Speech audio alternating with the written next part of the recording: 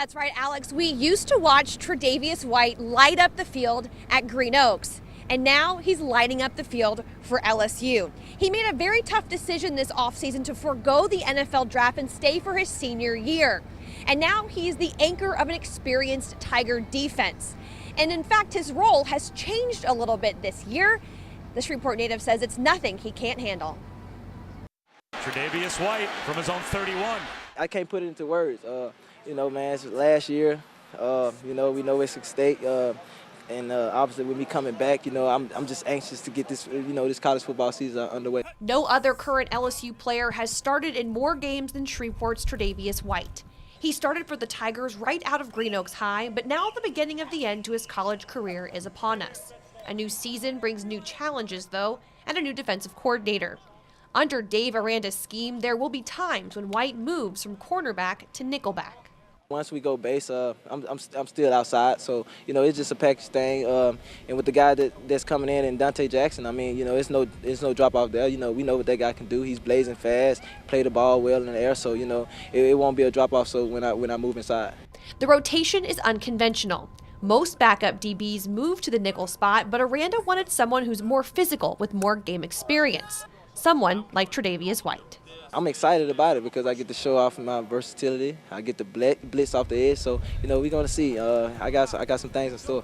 White has played in NFL stadiums before, but there is a lot of hype surrounding the Lambeau Field opener. The senior says he hopes he can even take part in the iconic celebration tradition. You know, I've been talking with the guys. You know, I'm just looking forward to, you know, returning a punt and trying to Lambeau leap. So I know Coach Miles won't be happy with me, but I'm just looking forward to it. I'll take that punishment round when we get back Monday morning. Well, I'm not too sure if Tre'Davious will take that punishment. Les Miles has said all week if these players try to Lambeau leap, they better find their own ride home. But I was looking at Tre'Davious' Instagram story today, and he had a video of a fan who looked him in the eye. She was like, Tre'Davious, if you leap, I will bring you home. And also fans, they really want to see the players do it. In fact, the Alumni Association made these stickers that say, Tigers take the Lambeau leap. I spoke to Tre'Davious on the field today when they were going through their walkthrough. Alex, no worries. He says he's not even going to try. Doug Evans never thought he would be drafted by Green Bay. He's a small town guy from Haynesville, Louisiana. He didn't even have Green Bay on his radar, but he said he made the most of it. And if by the most of it you mean a 1996 Super Bowl, well, that's not too shabby. So who better to talk to than Doug Evans, a former Packer, just about the entire Lambeau experience? Okay, well, first of all, it starts with the fans. I have to tell you that. They love football, you know, from the Green Bay Packers to the Badgers, Wisconsin Badgers. I mean, it is a city, a state that loves its football. When Doug Evans was drafted out of Louisiana Tech by the Green Bay Packers, he had no idea what he was getting into. But when the Haynesville native got there, he was surprised at how much the people reminded him of home. They are some of the most friendliest fans you will ever meet, you know, outside of Louisiana. I went to visit the Super Bowl champion at his home to get a feel for what it will be like at Lambeau Field when the Tigers kick off the season. He said it's like no other stadium you've been to before. The feel of how it is still like old school football. It's the feel that once you get inside that stadium, the crowd's going to be loud. I mean, the atmosphere is going to be unbelievable. Green Bay is the smallest NFL market, and the stadium is actually situated in the middle of a neighborhood. It's like a neighborhood type stadium, literally, because you will see like houses so close, you know, to the stadium.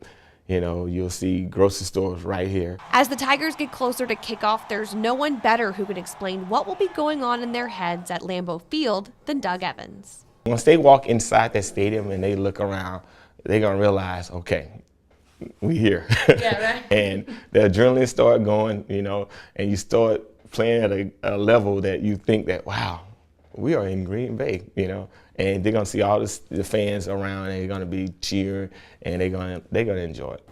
And we expect to get the full Lambeau experience on Saturday. We spoke to the Packers organization, who says this game is sold out. It's about 60-40 in Wisconsin's favor. That's almost half red, half purple. So it's going to look great. It's going to sound great. It's, again, over 80,000 fans packed in there.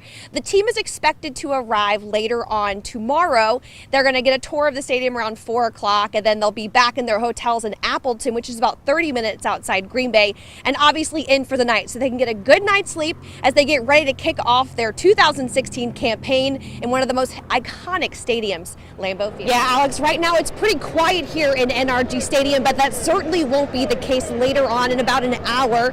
We've got a sold-out show tonight with very impassioned fan bases here for LSU and Texas Tech. The fans have been getting into their seats for about the last half hour. The team starting to warm up.